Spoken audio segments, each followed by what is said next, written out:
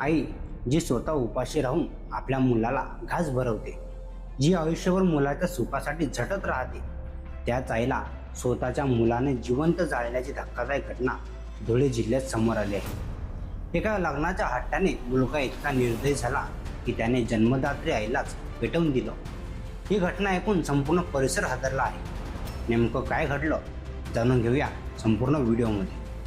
नमस्कार मंडळी, मी उमेश शिकणारे, आपण पाहता विदर्भ लाईव्ह। धुळे तालुक्यातील महिंदळे गावात ही हृदय पिळवटून टाकणारी घटना घडली आहे। जिजाबाई भटू खैरनार वय 65 वर्ष आपल्या मुलाची वाट पाहत रात्री अंगणात बसल्या होत्या।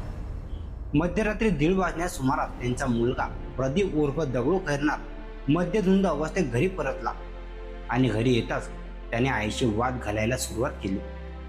माझे लग्न का लावून देत नाही असा जाब त्याने आईला विचारला होता। वाद हळूहळू विकोपाला गेला आणि रागाच्या भरात मुलाने स्वतःच्या आईच्या अंगावर ज्वलनशील पदार्थ टाकला आणि तिला पेटवून दिलं। आईच्या किंकाळ्याने परिसर हादरला, पण तोपर्यंत खूप उशीर झाला होता। गंभीर भाजलेल्या जिजाबाई यांचा अखेर मृत्यू झाला। या घटनेची माहिती मिळताच धुळे तालुका पोलिसांनी घटनास्थळी धाव घेतली। पोलिसांच्या फॉरेन्सिक आणि फिंगरप्रिंट पथकाने तपास सुरू केला असून आरोपी मुलगा प्रदीप खैरनार याला ताब्यात घेण्यात आला आहे। एका आईने आयुष्यभर ज्या मुलासाठी कष्ट केले त्याच मुलाने तिचा असा अंत करावा। ही घटना प्रत्येकाच्या मनाला अस्वस्थ करून जाते। राग, व्यसन आणि हट्ट माणसाला किती क्रूर बनवू शकतात याचं हे भयावह उदाहरण आहे।